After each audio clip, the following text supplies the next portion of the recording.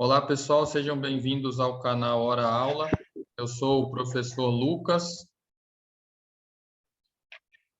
e o professor Orlando vai se apresentar aí e dar início ao nosso primeiro vídeo, que tem como tema o ensino da língua portuguesa para o exercício da cidadania. Fala aí, Orlando. Olá, pessoal, tudo bem? Aqui com vocês eu sou o professor Orlando, professor de língua portuguesa. E aí esse bate-papo, esse bate-bola com o meu amigo Lucas, a gente vai fazer uma reflexão bacana sobre a história do ensino da língua portuguesa.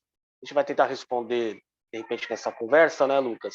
Será que o ensino da linguagem do passado era melhor que o de hoje? Então, são reflexões bacanas para a gente nesse nosso espaço, nesse nosso canal. Para iniciar, Orlando, você pode falar um pouquinho até nessa questão do ensino do passado para o presente. A gente vai tentar resgatar a história, né? E aí é interessante você falar sobre as primeiras tentativas de comunicação dos nossos ancestrais lá no período que a gente vai chamar de pré-história, né? E até uma questão que a gente também deve levantar, porque quando a gente fala pré-história, é como se eles não tivessem tido nada a partir ou anteriormente, né, a escrita. Então, fala um pouquinho aí sobre a importância dessa questão da pintura rupestre, até para a gente ligar a um presente e a um passado meio não tão distante assim da atualidade. Bom, é importante, antes da gente começar a pensar nisso, que a linguagem, ela nada mais é que uma forma que nós, humanos, isso nos diferencia de qualquer uma outra espécie, que nós temos como forma de expressão e comunicação. A escrita é só um desses elementos da nossa inteligência, mas tem a fala, né? Então a gente primeiro falou, depois escreveu. Então a escrita, ela é um elemento desse conjunto que a gente tem como cognitivo, como uma habilidade humana, para que a gente possa nos comunicar. E a escrita, dentro desse conjunto, o que que é? Vamos lembrar, primeiro a gente fala, a gente aprende a falar, a gente desenvolve a fala, e depois que na história surgiu a escrita, isso também na questão individual, né? Primeiro a gente aprende a falar, depois a gente aprende a escrever. Bom, a partir disso, a escrita, ela surge, essa habilidade, esse esforço que a gente como ser humano faz, ela surge para que situação de linguagem? Para aprimorar a nossa comunicação.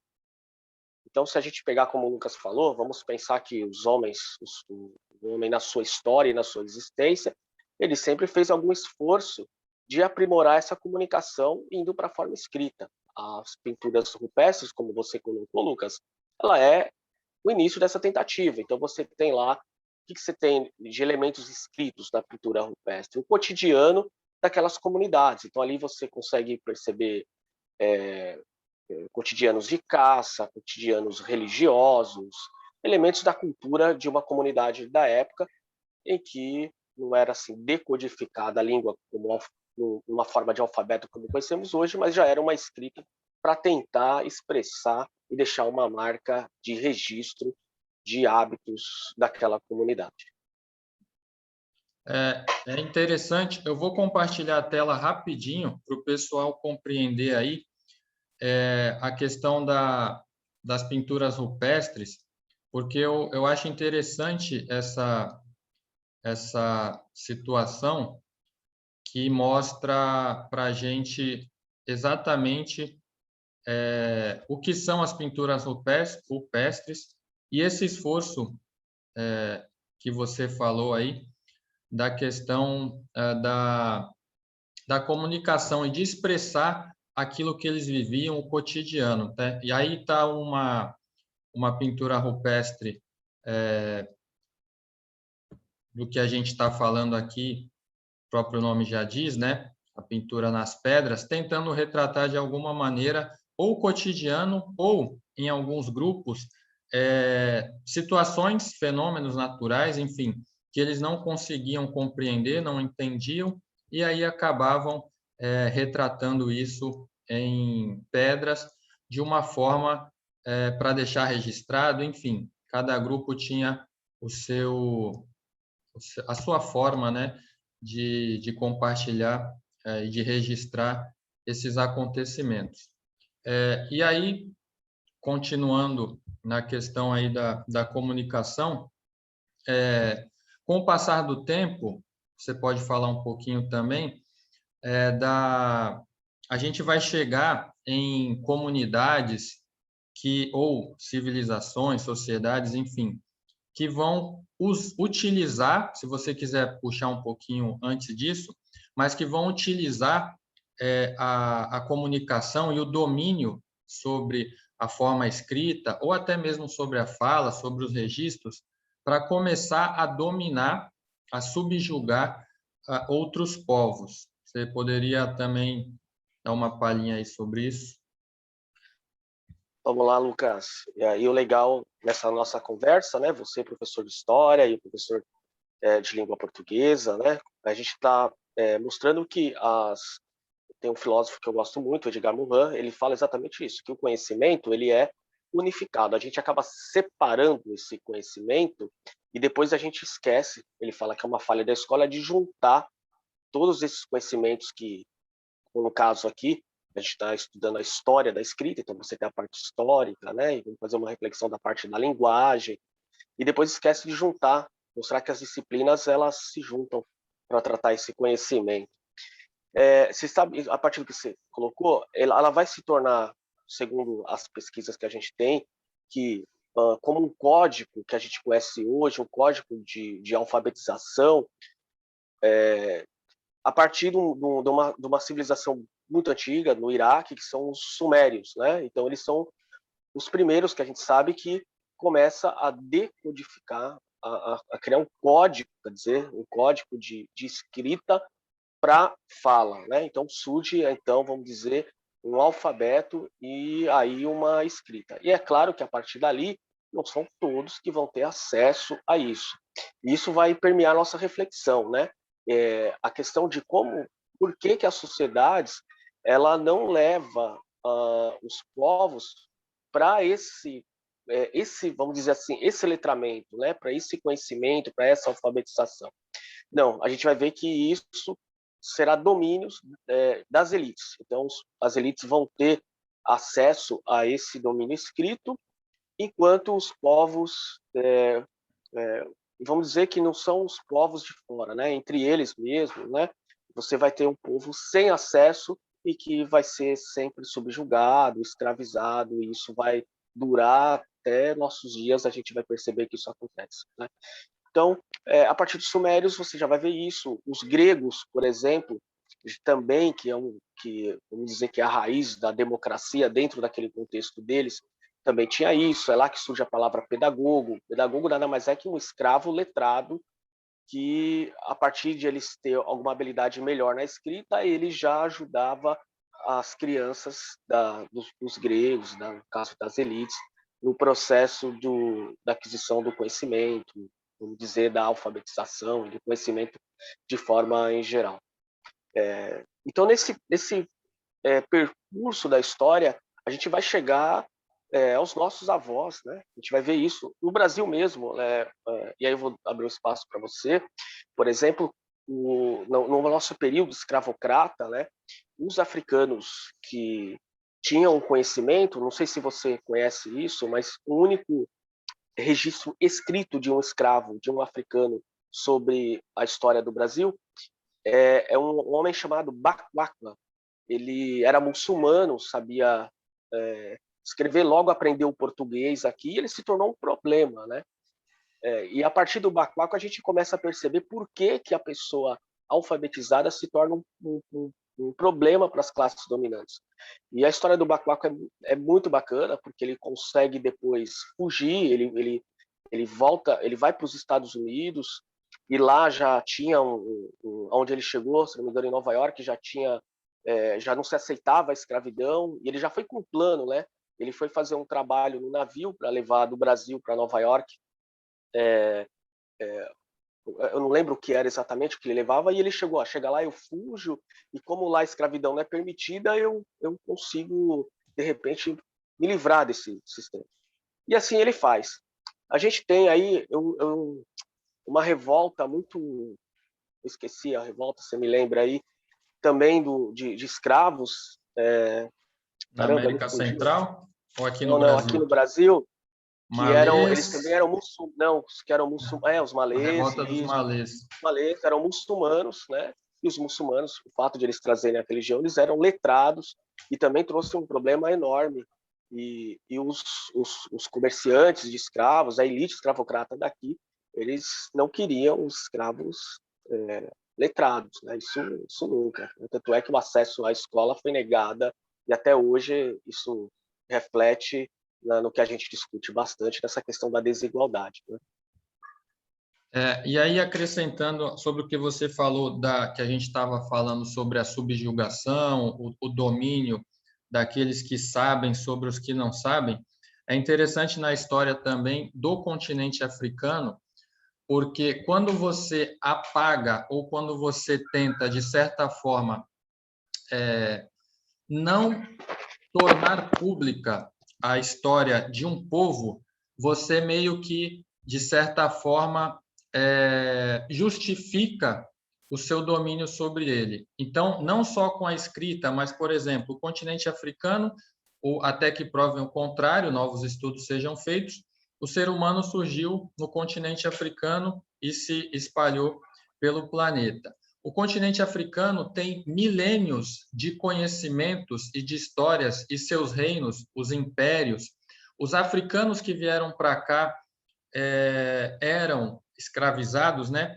Eram muitas vezes reis e rainhas africanos, e a gente não aprende muito isso na escola, porque é uma cultura ocidental que, de certa forma, tenta esconder para, até hoje, justificar, talvez, esse domínio, essa dominação mesmo sobre esse povo. Então, os africanos, por exemplo, têm histórias e relatos de que eles meio que, de certa forma, inauguraram ou criaram, digamos assim, a medicina, a fundição do ferro, isso há mais de 2.000 anos. Enfim, a gente tem uma cultura que foi deixada de lado. A gente só conhece a história, basicamente, na escola, a partir dos negros que foram escravizados. E para trás, a gente não conhece todos esses reinos, todo esse conhecimento.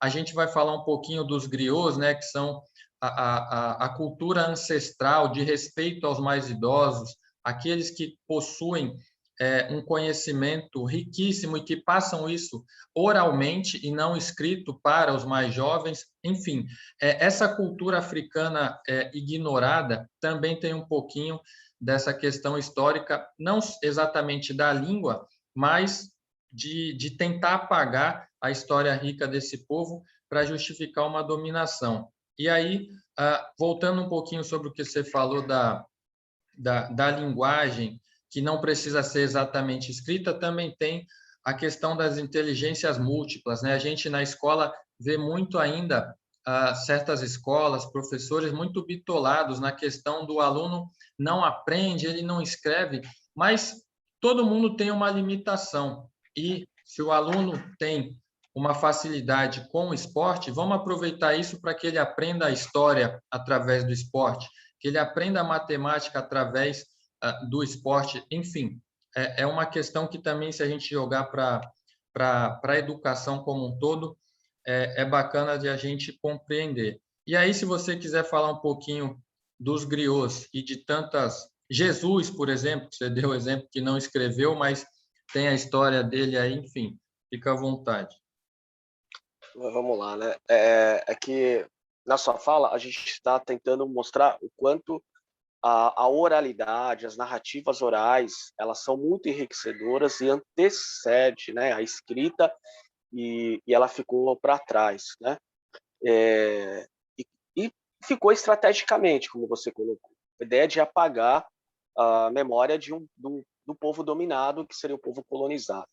Mas antes, olha que coisa curiosa, né? Vamos lembrar que a gente fala que o pai da pedagogia é o Comênius. O Comênius, ele, no século XVII, ele entende o seguinte: a partir da Reforma Protestante, vamos lembrar que se diz que nós somos um país cristão, né? E o cristianismo, vou pegar o cristianismo protestante daqui e vamos comparar com a Europa, onde o Comênios viveu. O que a reforma lá entende? Ela entende exatamente isso. Como a Igreja Católica ela era dominante e a Igreja Católica ela mantinha essa condição do não letramento, da não alfabetização. Vamos lembrar que por séculos a Bíblia era só em latim, né? As missas era o padre lendo em latim de costas para o povo e esperava que o padre viesse e interpretasse a mensagem, porque era um povo que não sabia ler, um povo que não sabia escrever e não houve uma preocupação com isso. Os protestantes da Reforma percebem isso e o Comênios ele vai defender, ele é o primeiro a defender a universalização das escolas, porque ele compreendia que se eles, dentro dessa dimensão religiosa, né, que se eles querem que as pessoas compreendam Deus, né, pela leitura da Bíblia, assim dizendo, elas precisavam ser alfabetizadas. E aí veio um processo de alfabetização em massa. O resultado a gente pode ver hoje, né? O norte da Europa, né, você pega os países nórdicos, o desenvolvimento, mesmo sendo de raiz protestante, o desenvolvimento deles em direitos humanos, né? A gente costuma dizer que eles estão na quinta geração de direitos humanos, a gente está ainda na terceira aqui, né? Discutindo coisas, por exemplo, sobre os direitos reprodutores da mulher, né? Coisa que para eles é muito ultrapassada. Tudo isso é resultado do quê? De uma sociedade que foi alfabetizada, que a escolarização chegou para todos, né? E a gente pega o retrato do Brasil, né? Que continuou católico, a gente citou a escravidão, a Igreja Católica, e em nenhum momento você viu a luta da universalização soprar para o povo, né? Para o escravo, para o povo. As primeiras escolas que a gente tem aqui é católica, dos jesuítas, que é uma escola para catequese, é uma escola para doutrinação religiosa e não com essa preocupação de desenvolvimento social. Os escravos que aqui chegam vai sofrer esse mesmo processo, né? E como você falou, sobre a questão de você apagar essas histórias. E o catolicismo, pelo mundo, ele começar aqui pelo Brasil, ele é um exemplo disso. Quando o africano chegava aqui, ele tinha que mudar o nome dele, a sua identidade, né? Como eu disse, o acesso à escola não tinha. Você impõe para um país, vamos pegar aqui o Brasil, que tem diversas línguas indígenas, você impõe uma língua oficial, que é a língua portuguesa, e você começa a apagar as narrativas orais, as narrativas históricas daqui. Esse processo de colonização do Brasil você compara com o da África, e tem a mesma coisa, né? Você se interessa por isso, você tem lá o Agostinho Neto, hoje os mais modernos, Mia Couto, José Agualuso, você tem uma geração de escritores africanos que vão denunciar isso, né? A gente fala do Brasil que foi colonizado e a gente, vamos dizer, entre aspas, se libertou desse processo com a independência no século XIX, a África, até esses dias, né, eu e você era nascido, eram colônias dos portugueses. E essa força colonial impôs na África a língua portuguesa como uma língua oficial, no esforço de tentar apagar essas narrativas orais. E aí entre os guilôs, né, que resistem, é uma resistência, porque, para as pessoas entenderem, são os guilôs, eles têm dentro das comunidades africanas, eles têm por fim guardar as histórias, as narrativas dos povos. Lucas, está aí ainda? As narrativas dos povos, e a função dele, de forma musical, ele tem toda uma técnica, né? Não é qualquer um que ele tem toda uma técnica de contar dentro da comunidade. Ele é escolhido para dentro num ritual mesmo, que ele tem a missão de ficar contando as histórias dos seus antepassados, a história dos seus povos, né? E os escritores africanos que estão começando a aparecer bem agora, eles vão denunciar essa opressão, né, em relação a tentar oprimir a língua do africano e a força da oralidade dessas narrativas presentes hoje. E aí é interessante também falar sobre a história da África. Você lembrou da colonização, que até a segunda metade do século XX tinham países ainda que não eram independentes, e a importância da educação, porque a partir do momento que alguns africanos vão estudar nessas metrópoles, antigas metrópoles, né, lá na Europa, eles voltam com uma consciência diferente e eles conseguem organizar e, digamos assim, coordenar uma união contra essa colonização, contra esses países europeus que ainda dominavam esses povos. E aí, um pouquinho não, porque eles se formaram. Mas a gente tem um exemplo, não sei se você já viu o filme O Menino que Descobriu o Vento, da força da educação, né? Porque com alguns livros aquele menino conseguiu mudar a realidade de uma comunidade inteira. Só com uma bomba que era gerada eletricidade através do vento, ele conseguiu mudar a realidade de uma comunidade. E é assim com a educação, né? Quando a gente quer mudar uma realidade, a educação é o único caminho. E aí, quando você não proporciona uma educação de qualidade, muitas vezes como um projeto, justamente para que aquele grupo, aquele povo, aquela parte da sociedade não entenda isso, a gente vai chegar a situações como a gente vê há muito tempo no Brasil. E aí, fazendo um salto aqui para a nossa realidade mais atual, a gente pode falar justamente daquele mito que a gente conversa tanto do cara que diz: no meu tempo ou no tempo do meu pai era muito diferente. E aí eu dou um exemplo no tempo do meu pai e no tempo da minha mãe, que nasceram em 1953. No tempo do meu pai e da minha mãe, eles só estudaram até a antiga quarta série. Por quê? Porque tinha que trabalhar, não tinha oportunidade. Eles eram pobres. No tempo do meu pai, quem fazia faculdade eram os ricos. O ensino profissionalizante era para o, entre aspas, peão que ia trabalhar, que não tinha a oportunidade de estudar e de seguir. Agora, os filhos de ricos, assim como era no período colonial, quando os filhos de fazendeiros iam estudar na Europa para se manter a elite dominante no Brasil, então a gente tem que pensar nisso, e aí você é fera aí para dar uma resumida nisso aí, desse mito de que no passado é que era bom. E se a gente olhar para o passado, principalmente ali no período da ditadura militar, a gente vê que grande parte das pessoas que viveram aquele período, como meu pai, minha mãe, nossos pais, avós, tios, enfim, não tinham oportunidade. O que você tem a dizer sobre isso?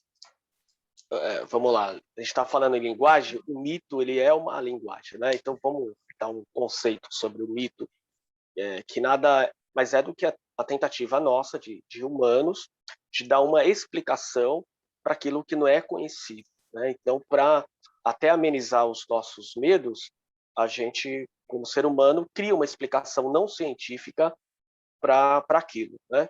E um exemplo assim, eu tive uma oportunidade de trabalhar numa escola indígena ali em Boracé, que você deve conhecer, e lá o material vem em língua escrita, né, em português, e se mantém, que é uma exigência muito válida deles, em Guarani, né, em Tupi-Guarani, o material também. Bom, então, os mitos nesse sentido, que são muito válidos para eles, se mantêm. Então, como a criação do mundo, né? A partir do olhar deles, e também a nossa.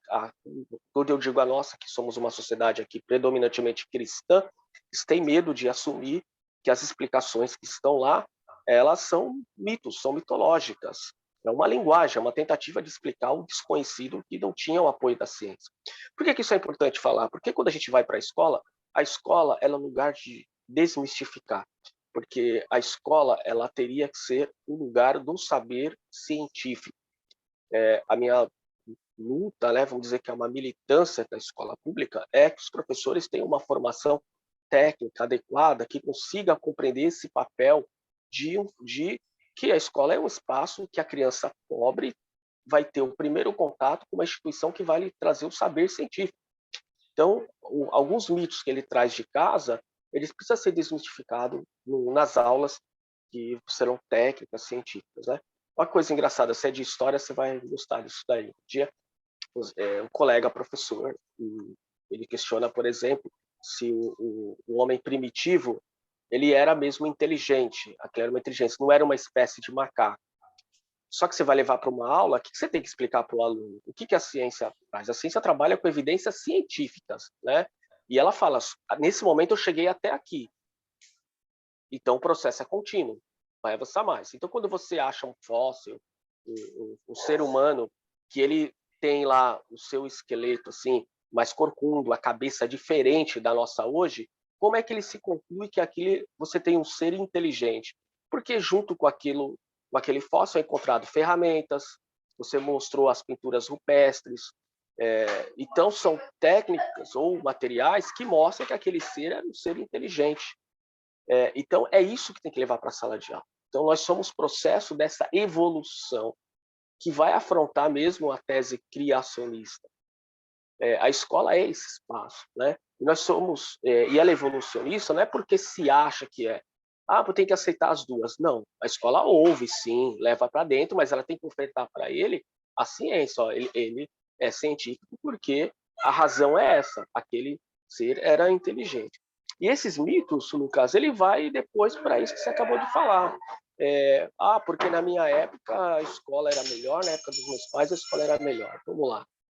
A gente tem, primeiro, em questão pedagógica, como a gente estava conversando, que sempre, historicamente, as elites elas desfavoreceram as classes populares do acesso à escolarização, né? A gente acabou de falar que a Igreja Católica fez muito isso aqui. Eu digo ela porque ela tinha, assim, ela andou junto com o Estado e ela tem já força para causar algum desequilíbrio, né? Tanto é que mesmo depois, quando a Igreja e o Estado se separaram, né? Com as reformas do Pombal, a Igreja até hoje tem uma força enorme. Você tem, juntando com os evangélicos, você tem a bancada da Bíblia, onde. E aí o que você tem, né? As pessoas têm dificuldade de compreender o seguinte: usando aquele mesmo exemplo do homem inteligente primitivo, você tem as evidências científicas que mostram que não era melhor. O primeiro você tinha um percentual muito grande da população fora da escola. A realidade do seu pai e da sua mãe é dos meus pais também. Você tinha uma outra realidade que, por força religiosa, não tem como fugir disso, que foi inculcado à sociedade que as mulheres tinham que ter filhos, os casais tinham que crescer e multiplicar.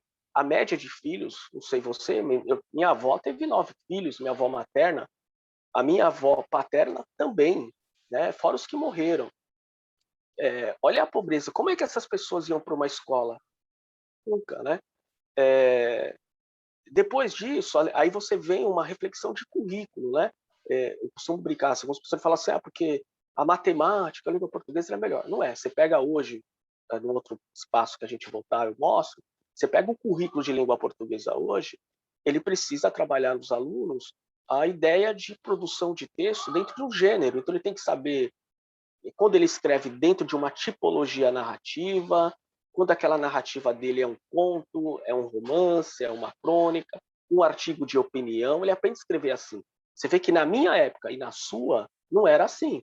Ninguém me ensinou a escrever assim. Era a professora falava, faz uma redação aí, que escrevia qualquer coisa. Né? E as pessoas costumam brincar que era sempre relacionado assim, a minhas férias. Então, você vê, a evolução hoje de currículo, o currículo hoje é muito diferente, é voltado àquilo que eu disse no início da nossa fala, para as pessoas conseguirem se expressar melhor. A escrita como uma forma de expressão e comunicação com mais qualidade. Escrever nesses diversos gêneros. Aprimorar a qualidade da sua fala, né? Quando que eu posso usar a norma culta como elemento de fala para eu conseguir me expressar melhor.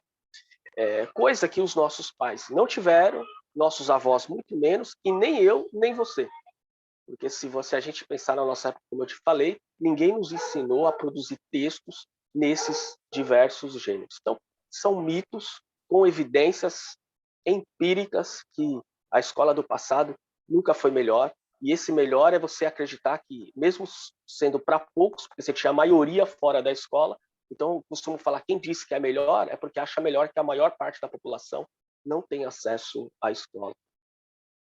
Exatamente. E aí, você estava falando da, do ensino, né? Geografia, história, era você precisava decorar, né?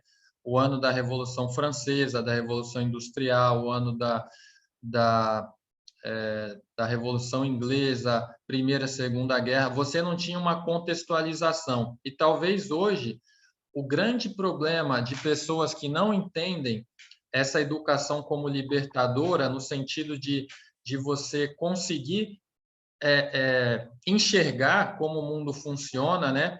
É uma educação, como você falou, além dessa questão de currículo mais específico e tal, e abrangente ao mesmo tempo, a gente também tem essa questão de precisar contextualizar, ler o mundo. Né? E aí o Enem, por exemplo, é um reflexo disso, um exemplo, porque as questões do Enem elas são contextualizadas. Muitas vezes, física e química, você não faz conta nenhuma no Enem. Você vai aplicar o seu conhecimento da sala de aula num contexto prático. Então, para que eu aprendo química? Por que eu tenho que saber das ligações do carbono, íon, elétron, íon e elétron, né? É para eu entender qual a funcionalidade disso na minha vida. E geografia, por exemplo, história, eu preciso entender, compreender, ler o mundo para saber, por exemplo, um problema do passado, para eu não repetir e no futuro eu conseguir resolver esse problema e continuar não repetindo. Enfim, e aí nesse salto que a gente está dando de tempos em tempos, a gente falou lá atrás, agora a gente vem para o presente, né? Porque a linguagem, a interpretação de texto, o conhecimento, a gente também aplica e a gente consegue visualizar bem no que está acontecendo hoje em relação ao mundo digital. A educação digital, o letramento digital, a cultura digital, enfim, mudou muita coisa. E aí, antes de eu passar para você, um exemplo que eu vi tweetado por um rapaz que tem um podcast que eu ouço, que é o Infiltrados no Cast, ele fala muito sobre a cultura negra, preconceito e tal, e ele mora em, se eu não me engano, é Guaratinguetá. E ele tuitou o seguinte: o pessoal da capital, ou das capitais e das grandes cidades, não conhecem, não entendem o que é você, no interior, ter pessoas, micro e pequenos empresários, aqueles que têm uma hamburgueria, uma pizzaria, de não conseguir colocar a sua pizzaria em uma plataforma digital nesse período de pandemia para ser inserido nessa sociedade digital. Então, ele ainda tem o telefone e o WhatsApp no máximo para que as pessoas façam pedidos. Ele não tem iFood, ele não tem Uber Eats, porque ele não sabe, ele não consegue. E muitas vezes as pessoas falam, pô, é só pedir para alguém, mas muitas vezes as pessoas não têm esse filtro. E o outro exemplo que eu dou é das pessoas mais velhas que estão no WhatsApp, que estão no Facebook, e eu dou o exemplo da minha mãe, uma senhora de 67 anos, que não sabe filtrar aquelas informações, aquelas mentiras que chegam. Então, essa a falta de educação digital é uma maneira também de excluir, de certa forma, a sociedade. Isso tem tudo a ver com a linguagem que a gente estava falando, né? Então, tecnicamente explicando, a linguagem, como eu falei para você, eu falei de escrita e fala, né? Quem gosta de pesquisa, né? Eu tenho uma pesquisadora da Unicamp que eu tive a oportunidade de estudar com ela, fazer minha pós-graduação com ela, chama Sani Rochot, e nessa pesquisa você tem o que ela chama das modalidades de linguagem. E tem outros linguistas que também vão definir desse jeito, né? Então são os modais e modalidades. Então a escrita é uma modalidade de linguagem, a fala é uma outra modalidade de linguagem. E você tem outras, né? Os gestos, né? Nesse momento que a gente está falando, eu gesticulo, é uma modalidade. A vestimenta, ela caracteriza você. Muitas pessoas, por exemplo, pela religião, você consegue perceber a vestimenta de alguém, que ela fala, As pessoas a se banda de reconhecem, né? rock, isso. E até pelo dia mesmo, né? Hoje eu quero ir de azul, sei lá, inconsciente, as pessoas têm suas escolhas. A sociedade, como a gente estava conversando, desde lá antes dos sumérios, você colocou as pinturas rupestres, o ser humano ele sempre vai evoluindo na sua forma de aprimorar a sua comunicação, a sua escrita. E aí você tem, vamos pegar a gente, nós pegamos o rádio, eu peguei a TV preta e branca, não sei se você é mais novo do que eu, mas eu não peguei a TV colorida, eu peguei a TV preta e branca primeiro, que me dava choque poder mudar de canal, e eu guardo isso até hoje. Depois chegou a TV colorida, aí chegou o videocassete, peguei a época do videocassete, com os alunos ficam perguntando o que é isso, meu filho, né? Pai, o que era isso? Isso aí eu peguei também, videocassete eu peguei. Videocassete, O chegou o Atari, telefone, o Atari, né? o Atari. Então, perceba que esses aprimoramentos da linguagem, ele nunca adentrou a escola, ou muito pouco ele adentrou a escola. Desde o videocassete, você vai lembrar que ele raras vezes, eu lembro uma época, eu já estava no ensino médio, que o videocassete era possível gravar alguns programas, você programava, gravava e tal, e algumas falas as pessoas viam como uma ameaça, né? Porque ela ia disputar o conhecimento com a escola. Então, a escola ela sempre foi muito resistente aqui no Brasil a esse avanço, como a linguagem tem essa. E depois da internet, então, essa velocidade virou uma coisa absurda, né? Então, a escola sempre teve muita dificuldade com isso, né? Quando chega a era digital, por exemplo, você imagina o seguinte: você tem. Nunca se pensou em investir na formação dos professores. Você falou o exemplo de história, até hoje tem professores que dão provas desse jeito e você deve saber, tem colegas seus que dá cobrando memorização de datas e não uma contextualização da Revolução Francesa e tal, né? E aí essa pessoa esse professor, esse colega profissional, ele chegou hoje o material didático, o livro. Eu vou pegar minha matéria, né, que tem lá textos de literatura maravilhosos para você ler com os alunos, saborear a leitura, fazer a reflexão crítica, e o cara chega lá e manda o menino copiar o livro. Tem lá 5, 6 páginas. E de repente vem o digital e o menino fala assim: se eu bater a foto disso daí?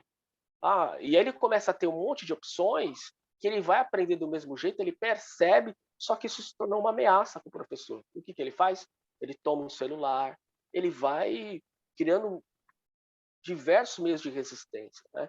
Você sabe que antes da pandemia eu participava de reuniões da escola da prefeitura e eu era quase que uma voz sozinha, eram poucos professores que acabavam se reunindo a essa voz, né, de mostrar que a questão digital precisa entrar.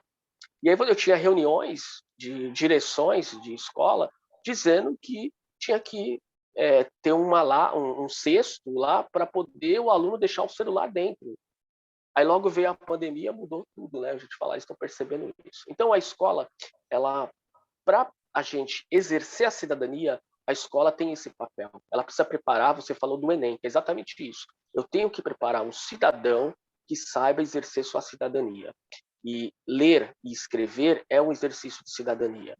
Você usar as tecnologias em favor da sua comunicação, do aprimoramento da sua comunicação, é exercer uma cidadania. Não dá para a escola não preparar o aluno para esse exercício dentro do meio digital, que já é muito presente agora. Então, a pandemia está se fazendo rever isso, não sei se vai, né, torço que não é nem porque eles são bonzinhos, porque eles foram forçados a ter que mudar mesmo, né? E é isso, o meio digital ele é uma linguagem. Dentro do meio digital, como eu te falei, há várias modalidades. Curiosamente, você falou, acho que esse exemplo é bacana. Você pega o WhatsApp, por exemplo. Dentro do WhatsApp, você tem a modalidade escrita, você tem a modalidade de fala, você tem a audiovisual, só pode mandar um vídeo, né? Você tem, você grava, né? Você pode mandar a sua imagem, tudo. É uma tecnologia com várias modalidades absurdas e que a escola nunca tirou proveito disso, né? E como você falou, como não se cria o leitor, não se cria o pensamento crítico, ao invés de entender o processo da Revolução Francesa e o seu lema para os dias de hoje, não, fica mandando decorar a data E aí você tem o aluno que, no meio de tanta informação, ele não sabe ler criticamente aquilo que ele recebe. Né? Porque a gente fala dos nossos pais, mas a gente tem pessoas que passaram pelo processo da escolarização como a gente, mas não tem essa leitura crítica, né? Exatamente. Então, Orlando, eu acho que por hoje deu para a gente refletir bastante aí nesse primeiro vídeo, para não ficar muito longo. A gente conseguiu fazer um apanhado legal aí da questão da linguagem, justamente o lado crítico que a gente precisa analisar, né, dessa questão da educação como uma janela para o mundo e não se fechar, como a gente já comentou também, e como você deu exemplo de alguns professores. Você quer falar alguma coisa de final? A gente fala agora no fim, a gente deixa o recadinho aí, a dica de leitura de cada um de nós e a gente finaliza para preparar para o próximo. Num próximo encontro nosso, a gente pode falar desse processo do aperfeiçoamento do currículo, né? Porque existe a tese que se tem, assim, mito, né? Mitológica, como a gente conversou aqui, é de que agora não se ensina mais na língua portuguesa, por exemplo, a gramática, não se ensina ou se vulgariza o ensino. E quando é justamente ao contrário, é quando hoje a cobrança é que essas regras da escrita, que elas, da nosso tempo, era de memorização, que elas passem pelo processo da reflexão prática, que a gente compreenda ela no uso prático. Um exemplo curioso que acho que as pessoas vão gostar acho que a gente sempre teve dificuldade de compreender o que é uma oração coordenada quando eu tenho um período composto, quando é que eu uso isso na minha vida, né? E aí, quando você traz para o aluno e fala assim, olha, é inconsciente, mas quando você usa uma expressão que só tem um verbo, se eu digo assim, o menino disse tudo, eu só usei um verbo, então você usou uma expressão de período simples. Agora, quando eu digo assim, o menino disse que sabe tudo, sabe de tudo, você usou dois verbos, então você usou uma expressão de período composto. Então, é isso que se pede, que você traga o ensino para a reflexão prática de uso, como pede para história, geografia, ciências, né? E assim vai. Então, fica aí a dica, né? E aí, para quem assim não quer aperfeiçoar esse assunto, que é tanto estudante de língua de letras ou de língua portuguesa, ou que é um curioso e gosta do tema, eu indico uma obra muito bacana do Marcos Bagno, chama A Língua de Eulália. Eles vão gostar bastante, eles vão discutir essa questão dentro de uma história, a língua popular, a linguagem natural como uma identidade nossa de fala, de tempo, de espaço. O livro que eu vou indicar, eu sei que você já leu, é o da Carolina Maria de Jesus, Quarto do Despejo, que tem tudo a ver com a questão crítica que a gente falou aqui do conhecimento, porque foi uma mulher que estudou, se eu não me engano, até segunda série, né? E escreveu com todas as dificuldades dela, né? Um diário que se tornou um livro essencial para a gente conhecer o que é o nosso país. Infelizmente, do século passado, lá da metade do século passado, a gente não conseguiu mudar muita coisa, e quem lê aquele livro e não mudar um pouquinho que seja o pensamento, assim, não entendeu nada. Então, Quarto de Despejo é um livro sensacional e tem tudo a ver com o que a gente falou aqui. Orlando, obrigado. A gente vai continuar essa caminhada do canal Hora Aula, ora conversando nós dois, ora trazendo convidados e dos mais diversos níveis e conhecimentos e profissões, se Deus quiser. E é isso. Até a próxima, Orlando. Obrigado e fica com Deus aí. Tudo de bom. Abraço, Lucas.